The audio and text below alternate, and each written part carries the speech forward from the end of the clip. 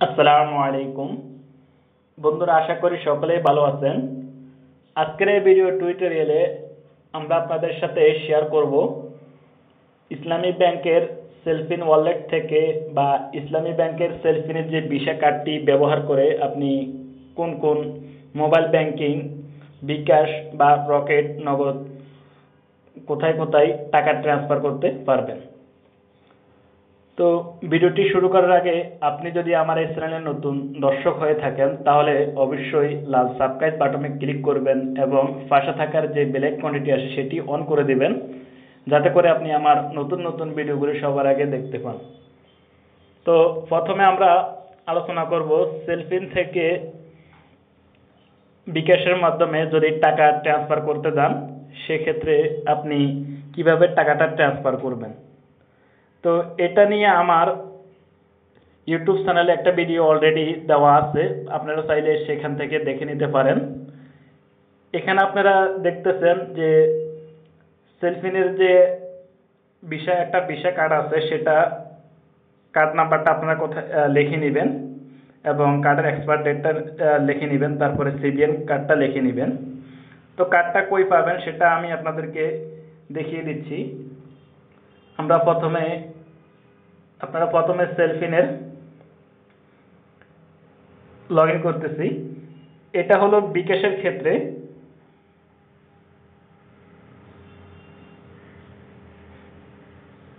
একটু লোডের নিতে সমস্যা হচ্ছে।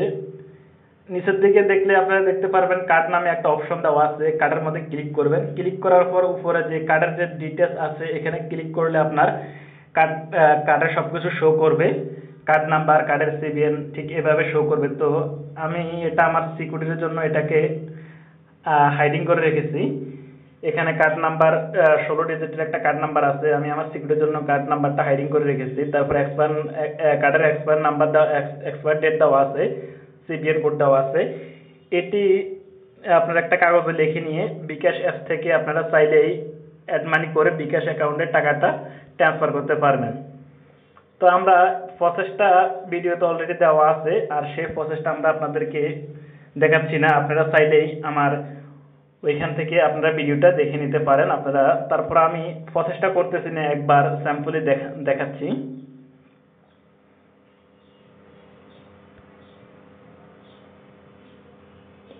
আপনারা আপনাদের যখন বিকাশের পিন নাম্বারটা দিয়ে লগ ইন করবেন,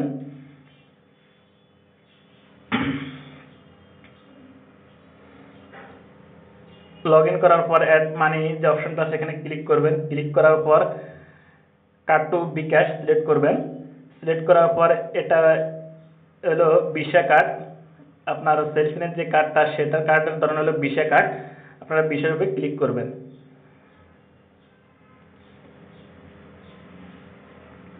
ক্লিক করার পর টাকার অ্যামাউন্টটা এখানে বসিয়ে দিবেন, কত টাকা অ্যাড মানি করবেন। তো আমি আপনাদেরকে দেখানোর জন্য, এরপর আপনি কি কার্ডটা সেভ করে রাখবেন। যদি সেভ করে রাখতে চান তাহলে প্রথমে আপনাকে উপরে add money from new card এখানে ক্লিক করতে হবে। সেভ করে রাখতে চাইলে আপনি সেভ করে রাখতে পারেন, আর না হলে ডন্ট সেভ দিবেন। এরপর উপরে যে আইকনটা আছে ভিসার উপর সিলেক্ট করে দিবেন। এখন সেলফিনের কার্ডের উপরে যে নাম্বারটা দেওয়া আছে 16 ডিজিটের, এই যে দেখতে পাচ্ছেন 16 ডিজিটের যে নাম্বারটা, এটা আপনারা ওইখানে বসিয়ে দিবেন।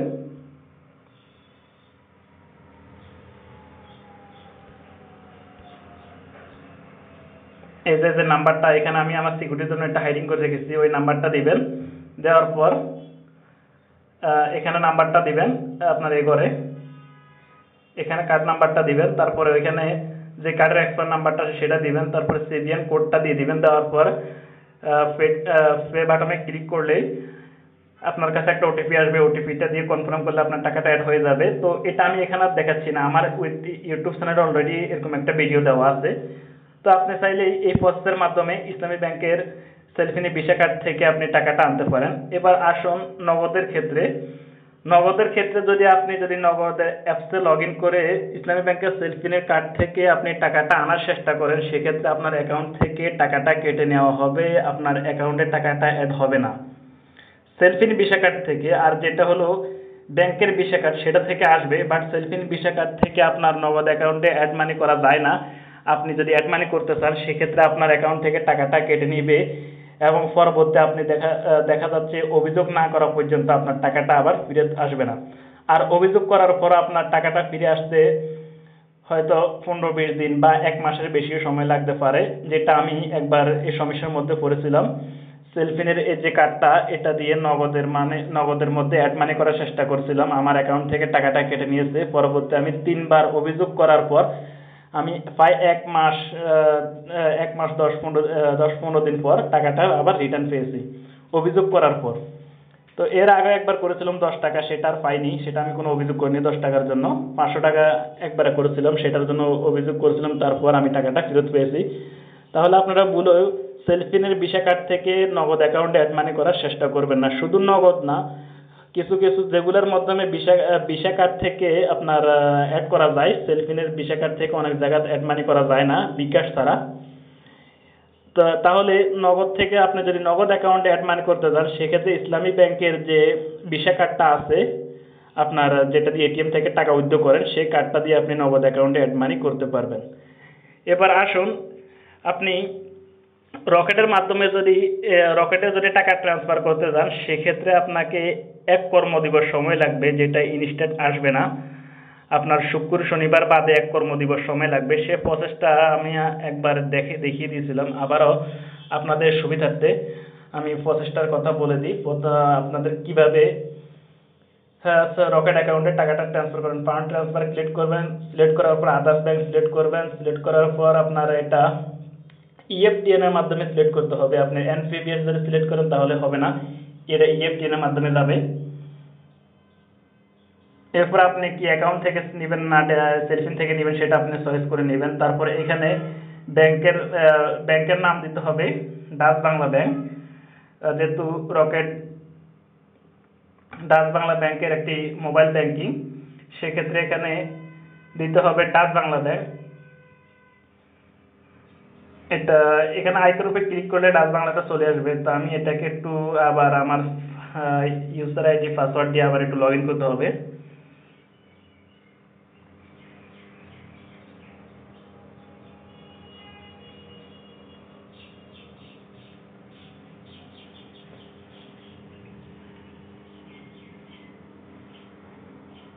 তো আশা করি আপনারা ধৈর্য সহকারে ভিডিওটা দেখবেন। আদার্স ব্যাংক সিলেক্ট করবেন, সিলেক্ট করার পরে ইএফটি সিলেক্ট করবেন। এরপর যে অ্যাকাউন্ট থেকে টাকা ট্রান্সফার করবেন সেই অ্যাকাউন্ট সিলেক্ট করবেন। আপনার এখানে ডাচ বাংলা ব্যাংক দিতে হবে, যেহেতু রকেট ডাচ বাংলা ব্যাংকের একটি মোবাইল ব্যাংকিং।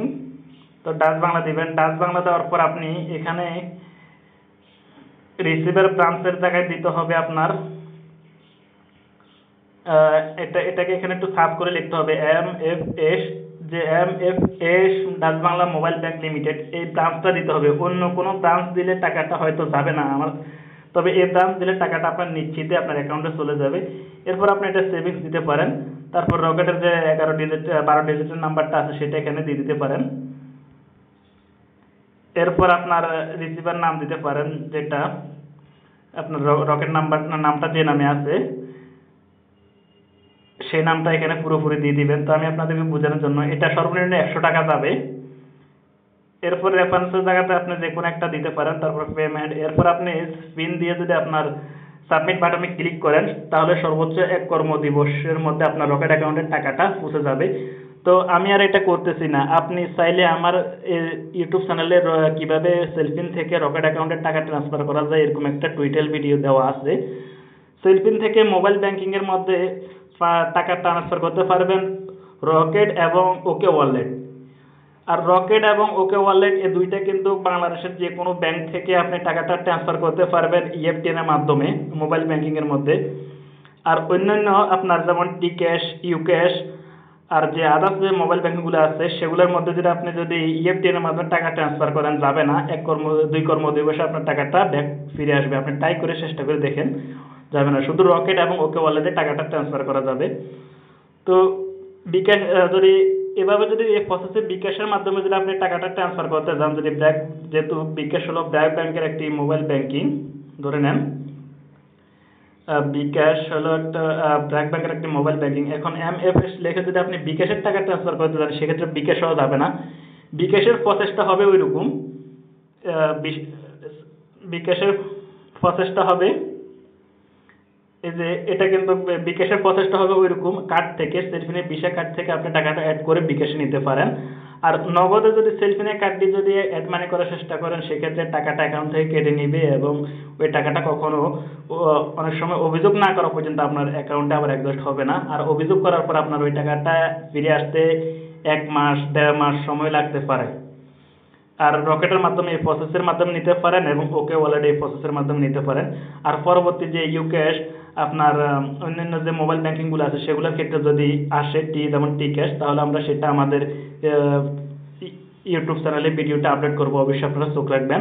তো এই প্রসেসের মাধ্যমে আপনারা টাকাটা ট্রান্সফার করতে পারেন। আমার ইউটিউব চ্যানেলে আমি আবারও বলি, হয়তো আপনারা অনেকে বলবেন যে ভাই ভিডিওটা তো দিলেন না, কিন্তু আমার ইউটিউব চ্যানেলে অলরেডি ভিডিও দেওয়া আছে সেলফিন থেকে রকেট এবং সেলফিন থেকে আপনার বিকাশ অলরেডি টুইটেল ভিডিও দেওয়া আছে, আপনারা চাইলে সেখান থেকে নিতে পারেন। তো এই ভিডিওটি করার উদ্দেশ্য হলো আমি যেহেতু 500 টাকা অ্যাড মানি করতে যে অনেক সমস্যার মধ্যে পড়েছি ইমার্জেন্সি, সেটা আমি 1 মাস পরে 1.5 মাস পরে পেয়েছি। আপনারা কেউ সেলফিন ভিসা কার্ড থেকে কোথাও অ্যাড মানি করার চেষ্টা করবেন না, শুধু বিকাশ ছাড়া। কারণ সেলফিন ভিসা কার্ড থেকে অনেক জায়গায় অ্যাড মানি করা যায় না। আপনি চাইলে ইসলামী ব্যাংকের কল সেন্টার থেকে বিষয়টা নিশ্চিত হয়ে নিতে পারেন। তো যদি ভিডিওটি কারো ভালো লাগে থাকে তাহলে অবশ্যই আমার চ্যানেলটি সাবস্ক্রাইব করবেন। আর আমি যে কথাগুলো বলছি সেটা আপনি ট্রাই করে দেখেন। যদি আমার কথার সাথে যদি আপনার সন্দেহ হয়, আমার কথার সাথে মিল নাই, তাহলে আপনি ট্রাই করে দেখতে পারেন।